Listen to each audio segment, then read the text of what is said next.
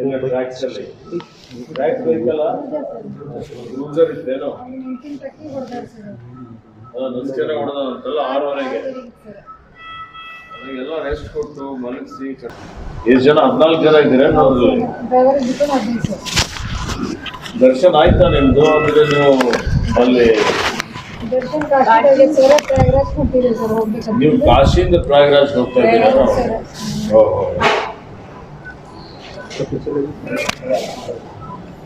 ಆಯ್ತಮ್ಮ, ನಮ್ಗೆಲ್ಲ ಗೊತ್ತಾದ್ಮೇಲೆ ನಾನು ಕಂಟಿನ್ಯೂ ನಿಮ್ಗೆ ಸಂಪರ್ಕದಲ್ಲಿ ಇದ್ದುಕೊಂಡು ಮುಖ್ಯಮಂತ್ರಿ ಅವರಿಗೆ ಹೇಳಿ ಎಲ್ಲ ವ್ಯವಸ್ಥೆ ಮಾಡಿ ಮತ್ತೆ ನಿಮ್ಗೆಲ್ಲ ಅಲ್ಲಿಂದ ಕರ್ಕೊಂಡು ಬರೋಂಥದ್ದು, ಬೇರೆ ಬೇರೆ ಎಲ್ಲ ರೀತಿಯಲ್ಲಿ ಟ್ರೀಟ್ಮೆಂಟ್ ಕೊಡುವಂಥದ್ದು, ನಿರಂತರವಾಗಿ ಎಲ್ಲ DC ಗೆ SP ಗೆ ಎಲ್ಲ ವ್ಯವಸ್ಥೆ ಮಾಡಿಸ್ತೀನಿ. ಏನು ಗುಣಮುಖರಾಗ್ತೀರಿ, ಏನು ಆತಂಕ ಪಡ್ಕೋಬೇಡ್ರಿ, ಟೆನ್ಷನ್ ಮಾಡ್ಕೋಬೇಡ್ರಿ. ಒಂದು 3 ತಿಂಗಳ ಥರ ಆರಾಮ್ ಸರಿ ಇರಿ, ಅಲಾಡ್ಬಾರ್ದು. ನಿಮ್ಮ ರಿಲೇಷನ್ ಅಲ್ಲ? ಎಷ್ಟು ದಿವಸ ಇರಬೇಕು? 2 ವೀಕ್ ಅಲ್ಲ? 2 ವೀಕ್ ನಾವು ಟ್ರೀಟ್ಮೆಂಟ್ ಕೊಡೋದನ್ನ ಇಟ್ಕೊಳ್ತೀವಿ.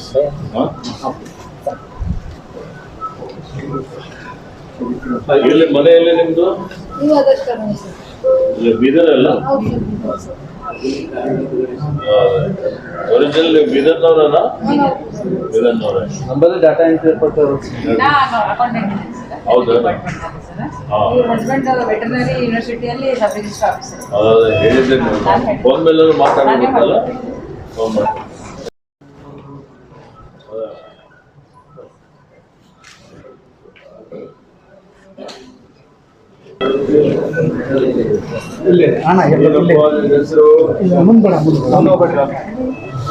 ಶಿವ ಸಾಯಿ ಇಲ್ಲೆಲ್ಲ ಆಗ್ತದಲ್ಲ?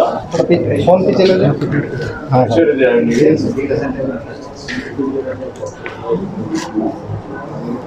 ನೀನು ಮಲಗಿದೀಯಾ? ಏನಾಯ್ತು? ಕರ್ಕೊಂಡಿದ್ದಲ್ಲ ಹಿಂದೆ ಪಕ್ಕದಲ್ಲೇ ಇದ್ದೀನಿ ನೀನು ಮುಂದಿನ ಸೀಟ್ ಮೇಲೆ.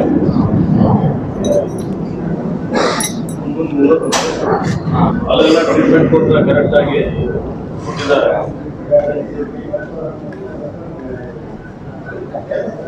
ಯಾಕಪ್ಪ, ನಾವೆಲ್ಲ ನಿಮ್ಮ ಜೊತೆಲಿದ್ದರೆ ಚಿಂತೆ ಮಾಡಬೇಡ. ಸ್ಕೂಲಿಗೆ ಹೋಗ್ತೀಯಾ? ಕಾಲೇಜ್ಗೆ? 10ನೇ ತರಗತಿನ ಎಂತಿದ್ದೀವಿ? ಎಲ್ಲಿ, ಯಾವ ಶಾಲೆ ನಿಂದು? ವಿಶ್ವವೇದ. ಎಕ್ಸಾಮ್ ಬಂದಲ್ಲ ನಂದು ಮಾರ್ಚಲ್ಲಿ. ಈಗ 9th ಪಾಸ್ ಆಗಿದೆಯಾ ನೀವು?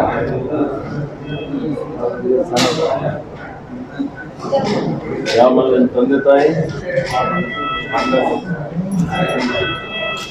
ಬೇಗ ಗುಣಮುಖ ಆಗು. ನಿಮ್ಮ ಹೆಸರು?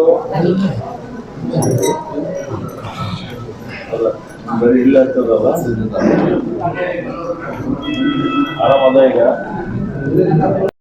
ಎಷ್ಟು ಜನ ಪರಿವಾರ ನಿಮ್ಮ ಮನೆಯವರು? 4 ಜನ ಹೋಗಿದ್ದಾರೆ. ಯಾದಗಿರಿ ಎಲ್ಲ ಒಂದೇ ಪರಿವಾರದಷ್ಟು? ರಿಲೇಷನ್ನೇ ಸರ್ ಎಲ್ಲರೂ ನಮ್ಮ ರಿಲೇಷನ್ನೇ ಸರ್. ಇವ್ರ ತಾಯಿ ಎಕ್ಸ್ಪರ್ಟ್. ಭಾಳ ದುಃಖ ಆಯ್ತಮ್ಮ. ಅದಕ್ಕೆ ನಾವೆಲ್ಲ ಸರ್ಕಾರ ನಿಮಗೆ ಸ್ಥಳದಲ್ಲಿ ಕರ್ಕೊಂಡ್ಬರೋದೆಲ್ಲ ವ್ಯವಸ್ಥೆ ಮಾಡಬೇಕು, ಆಯ್ತಾ? ಆಮೇಲೆ ಎಲ್ಲ ನಿಮಗೆ ಸಮಸ್ಯೆ ಇದ್ರೆ ನಿಮಗೆ ಸಹಾಯ ಮಾಡ್ತೀವಿ.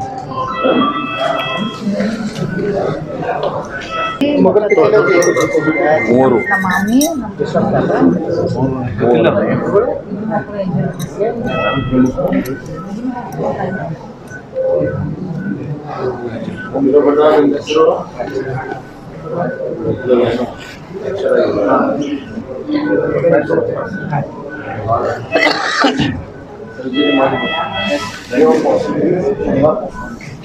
ಇನ್ವೆಸ್ಟಿಗೇಷನ್ಸ್ ಎಲ್ಲ ಬಂದಿದ್ದು ಸರ್. ಒಂದು ಅನಸ್ತಿಷಿಯಾ ಕ್ಲಿಯರೆನ್ಸ್ ಆಗಿತ್ತು.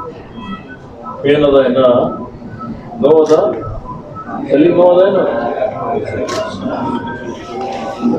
ಈಗೆಲ್ಲ ಊಟ ಸ್ವಲ್ಪ ಆರಾಮ. ಯಾವ ಕ್ಲಾಸಲ್ಲಿ ಓದ್ತೀಯ? ಯಾವ ಶಾಲೆ?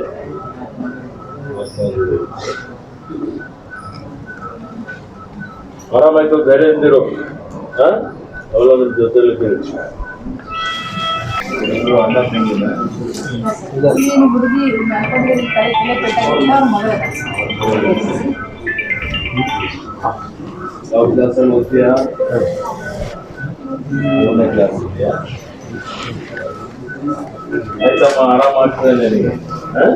ನೀನು ಚಿಂತೆ ಮಾಡಬೇಡ. ಸಾಟರ್ಡೇ ಮಾಡ್ತಾ ಇದ್ದೀವಿ.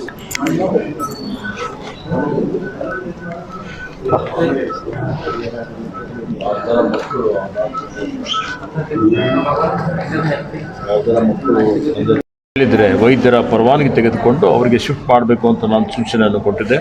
ಅವ್ರು ಇನ್ನೂ ಅಲ್ಲೇ ಇದ್ದಾರೆ. ಒಬ್ಬ ಗಾಯಾಳು ಏರ್ಲಿಫ್ಟ್ ಮಾಡಿದೆ ಇಲ್ಲ, ಇನ್ನೂ ಈಗ ಏರ್ಲಿಫ್ಟ್ ಅಂತ ಗಾಯಾಳುಗಳಿಗೆ ಏರ್ಲಿಫ್ಟ್ ಮಾಡಲಿಕ್ಕೂ ನಾನು ಹೇಳಿದ್ದೆ.